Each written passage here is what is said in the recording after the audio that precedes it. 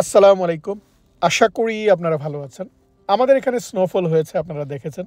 Snowfall হওয়ার পরে যে চারপাশের শুভ্র যে সাদা একটা শুভ্রতায় ছেয়ে গিয়েছে, এই সৌন্দর্য শেয়ার করার পাশাপাশি আপনাদের সাথে কথা বলবো বর্তমানে যেটা নিয়ে আলোচনা হচ্ছে, যে কারো যদি ডায়াবেটিক থাকে বা কারো যদি হৃদরোগ থাকে বা কোনো ক্রনিক ডিজিজে সে আক্রান্ত হয়ে থাকে, তখন আমেরিকার ভিসা দেওয়ার ক্ষেত্রে নিষেধাজ্ঞা আছে কিনা, বা তারা আদৌ ভিসা পাবে কিনা, বা পেলেও কারা পাবে, বা কাদের ক্ষেত্রে ভিসা অফিসার এই জিনিসগুলো চেক করবে, এটা নিয়ে কথা বলবো এই ভিডিওতে। আশা করি আপনারা যারা কনফিউশনে আছেন যে আপনার ডায়াবেটিক আছে বলে আপনি আদৌ আমেরিকা আসতে পারবেন কিনা, এই ব্যাপারে আপনারা সঠিক উত্তর পেয়ে যাবেন। একেবারে শুভ্র সাদা যেটা, এই জায়গাটা এখন স্নোম্যান বানানো যাবে, কিন্তু একটু বেশি ঠান্ডা থাকলে আবার স্নোম্যান বানানোটা ইজি হয়। এত ঠান্ডার মধ্যেও দেখুন আপেলের গাছটা সে একদম দাঁড়িয়ে আছে যেন তার কিছুই হয়নি। আর এখানে নর্মালি আমি পাখির জন্য একটু খাবার দিয়ে রাখি, ওরা এসে খেয়ে যায়। পুরো জায়গাটা দেখুন যে শুভ্র সাদা হয়ে আছে।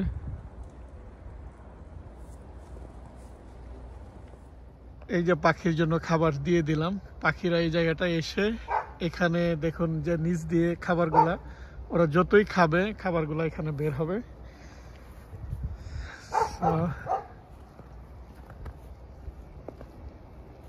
আমি যেই পথটা দিয়ে হেঁটে এসেছি দেখুন পুরাটা একদম পায়ে যে দাগ, কয়েক ইঞ্চি দেখুন, যদিও হালকা স্নোফল হয়েছে কিন্তু কয়েক ইঞ্চি স্নোফল হয়েছে।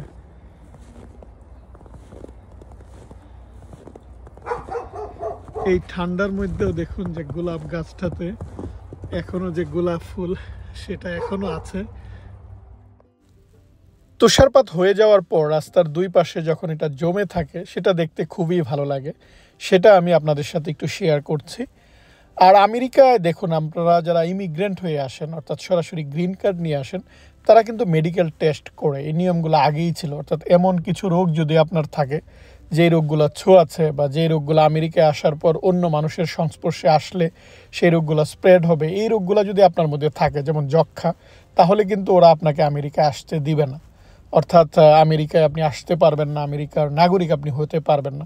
বা আমেরিকায় আসার পরও যদি আপনি গ্রিন কার্ড পেতে চান, তাহলে এই যে মেডিকেল টেস্ট বা ছোঁয়াচে রোগের যে ভ্যাকসিনগুলা, বা এমন কিছু রোগ আছে আপনার ভ্যাকসিনগুলো দেয়া আছে কিনা, যদি দেয়া না থাকে তাহলে ভ্যাকসিনগুলো দিয়ে কিন্তু নাগরিকত্ব নিতে হয় বা গ্রিন কার্ড নিতে হয়। এগুলো কিন্তু নিয়মগুলো আগেই ছিল, কিন্তু এই নিয়মগুলো ছিল যারা ইমিগ্রেন্ট হয়ে আসে, যারা সরাসরি গ্রিন কার্ড নিয়ে আসে তাদের জন্য।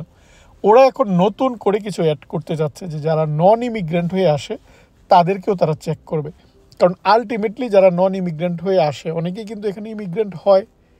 এখন আপনি যদি এই জায়গাটা ইমিগ্রেন্ট হন আর আপনার যদি ডায়াবেটিক থাকে বা আপনার যদি হাঁপানি থাকে, যেটাকে আমরা বলি যে আপনার অ্যাজমা যদি থাকে, বা আপনার যদি কোনো হৃদরোগ থাকে, তাহলে এটা যেটা হবে যে আপনি এই জায়গাটায় আসার পর একটা সরকারের যেই ট্রিটমেন্ট, এই ফেসিলিটিসগুলো আপনি নেবেন। এখন এই ফেসিলিটিসগুলো আপনি নেবেন, দিতে তাদের কোনো সমস্যা নাই, কিন্তু তারা হয়তো দেখবে যে আপনার প্ল্যানটা কি, আপনি কি সরকারের উপর ডিপেন্ডেন্ট থাকবেন বা নাকি আপনার নিজস্ব ইন্স্যুরেন্স থেকে আপনি নেবেন। আপনার রোগ থাকতেই পারে, এই রোগ থাকলেই যে আপনার ভিসা ডিনাই করে দিবে তা নয়। তারা হয়তো দেখবে যে আপনি ভবিষ্যতে আমেরিকা যাওয়ার পর যে আপনি নিজের চিকিৎসা নিজেই ট্রিটমেন্টগুলা করতে পারবেন কিনা বা সামর্থ্য হবেন কিনা, নাকি এখানে সরকারি যে সুবিধাগুলো রয়েছে, বিশেষ করে যাদের লো ইনকাম তারা কিন্তু এই সরকারের সুবিধাগুলো নেই। তাদের চিকিৎসা বলেন, ওষুধের জন্য কোনো টাকাই তাদের খরচ করতে হয় না। অনেকেই কিন্তু এই সুবিধাগুলো নিতে চায়।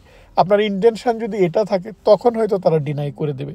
অর্থাৎ টেকনিক্যালি আপনাকে ডায়াবেটিক থাকলেই যে ভিসা রিজেক্ট করে দেবে তা নয়, কিন্তু তারা দেখবে যে আপনার ইন্টেনশন বা আপনি যার মাধ্যমে আসতে চাচ্ছেন, মনে করুন আপনার কোনো রিলেটিভ এখানে রয়েছে, সে হয়তো এখানকার নাগরিক হয়েছে, হয়তো তাদের ক্ষেত্রেও তারা চেক করে দেখবে যে সে কি সরকারি সুযোগ সুবিধা নেয় নাকি তার ইনকাম কেমন। অর্থাৎ এটা পুরোপুরি নির্ভর করছে যে আপনি ভবিষ্যতে আপনি কি করবেন তার উপর। আপনার ইন্টেনশন যদি হয় বা আপনার রোগটা এরকম হয় যে আপনি এখানে কাজ করতে পারবেন না, ওরা বিদেশ থেকে লোক নিয়ে আসতে চায় যেন এখানকার যেই শ্রম যেই মার্কেটটা রয়েছে এখানে আপনি কাজ করবেন, সরকারকে ট্যাক্স দেবেন বা ওদের যে চাহিদা সেটা পূরণ করার জন্য। কোনো দেশেই কিন্তু আপনাকে নিয়ে আসবে না যে সে আপনাকে বসে বসে খাওয়াবে বা সরকারি সুযোগ সুবিধা দিবে, এটার জন্য না। সবাই চায় যে আপনি এখানে আসবেন, খাটবেন, সরকারকে ট্যাক্স দেবেন বা উন্নয়নে অবদান রাখবেন। এখন আমাদের ইন্টেনশন যদি এরকম হয় যে আমি ওই জায়গায় গিয়ে সব ফেসিলিটিস নিব, তারা ওই মানুষগুলোকে আটকাতে চাচ্ছে। অর্থাৎ ওই মানুষগুলো তারা হয়তো চেক করবে যে তার ভবিষ্যৎ প্ল্যান কি, সে এখানে ভিজিট ভিসায় যাচ্ছে বা স্টুডেন্ট ভিসায় যাচ্ছে বা সে ওখানে যাচ্ছে, ভবিষ্যতে তার যে যোগ্যতা বা ভবিষ্যৎ পরিকল্পনাটা কি, এই জিনিসগুলোর উপরে কিন্তু মেইনলি নির্ভর করবে। আর যেটা বললাম যে ইমিগ্রেন্ট হওয়ার ক্ষেত্রে এই জিনিসগুলো আগেই ছিল কিছু রোগ, এখন হয়তো তারা এটা অ্যাড করতে যাচ্ছে। কারণ হৃদরোগের চিকিৎসা বলেন বা ডায়াবেটিকের চিকিৎসা বলেন, এটা কিন্তু লাইফ লং আপনাকে ট্রিটমেন্ট করতে হবে। এমন না যে আপনার ডায়াবেটিক ভালো হয়ে যাবে, আপনাকে কন্টিনিউয়াস ইনসুলিন নিতে হয় বা নতুন যে GLP-1 ওষুধগুলো আসছে এগুলো কিন্তু খুবই কস্টলি। আপনি মাসে মাসে লাখ লাখ টাকা খরচ হয়। এখন সরকার আপনার পিছনে হয়তো এটা খরচ করতে চাচ্ছে না, তারা চাচ্ছে যে আপনি ইনকাম করেন বা এখানে যারা চাকরি করে তারা কিন্তু ইন্স্যুরেন্স পায়, সেই ইন্স্যুরেন্স থেকে কিন্তু এই টাকাটা দিতে হয়। অর্থাৎ এমন নয় যে আপনি নিজ থেকে পুরোপুরি আপনি কিনতে পারবেন। তাই আমরা যেখানে কাজ করি সেখান থেকে আমরা ইন্স্যুরেন্স পাই, বা সবাই যেখানে কাজ করে তারা অফিস থেকে ইন্স্যুরেন্স পায়, সরকারি যারা চাকরি করে তারা হেলথ ইন্স্যুরেন্সটা পায়। আরেকটা জিনিস হচ্ছে যে যারা একটু লো ইনকামে থাকে তারা সরকারি যেই অর্থাৎ সুযোগটা রয়েছে সেই সুযোগটা তারা নেই, তাদের কোনো চিকিৎসা খরচ করতে হয় না, তারা যখন মন চায় তারা ডাক্তারের কাছে যায়, তারা ওষুধ নেয়। সরকারের এদের পিছনে অনেক অনেক টাকা ব্যয় করতে হয়। এই যে দেখুন যে আমেরিকায় দীর্ঘদিন শাটডাউন চললো, এর কিন্তু একটাই কারণ যে ওবামা কেয়ার যেটা রয়েছে সেখানে এই প্রশাসন ওই টাকাটা দিতে চাচ্ছে না।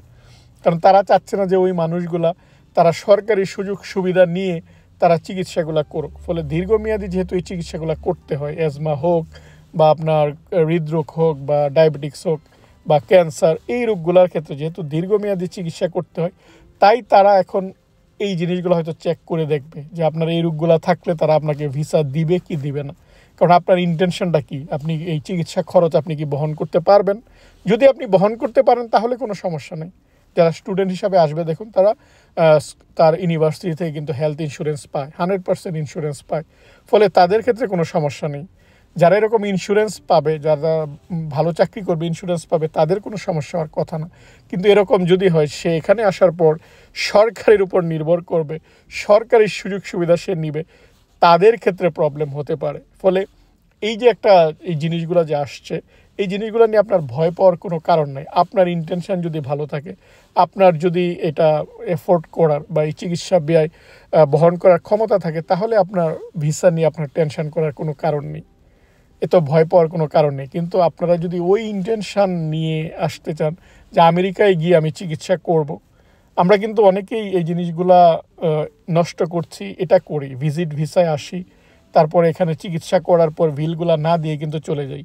এখানে হাসপাতালে যাওয়ার সাথে সাথে আপনাকে বিল নিবে না, তারা বিলগুলো পরবর্তীতে হয়তো পাঠাবে, কিন্তু আপনি তো এই জায়গায় নাই, আপনি চিকিৎসা করে অলরেডি চলে গিয়েছেন। এরকমভাবেই কিন্তু উন্নত দেশের সুযোগ সুবিধাগুলো আমাদের কারণে আস্তে আস্তে নষ্ট হয়ে যাচ্ছে। কারণ যে সুযোগ সুবিধাগুলো ছিল সেগুলোকে আমরা মিস ইউজ করেছি বা করছি। এই মিস ইউজ করার কারণে আস্তে আস্তে কিন্তু তারা এই সুযোগ সুবিধাটা বন্ধ করে দিচ্ছে বা উন্নত দেশে আসাটা আস্তে আস্তে কঠিন হচ্ছে। আমি আপনাদেরকে একটু CBS ফার্মেসির দেখাই। দেখুন আমি CBS ফার্মেসিতে গিয়েছিলাম ওষুধ নেওয়ার জন্য। আমি দেখুন একটা ওষুধ নিলাম, এই ওষুধটা আপনি যদি কিনতে যান তাহলে $400 মতো খরচ হবে। কিন্তু আমার ইন্স্যুরেন্স যেহেতু কাভার করেছে তাই আমাকে কোনো টাকাই দিতে হয় না। দেখুন $0 আমি ওষুধটা কিনে নিয়ে আসলাম।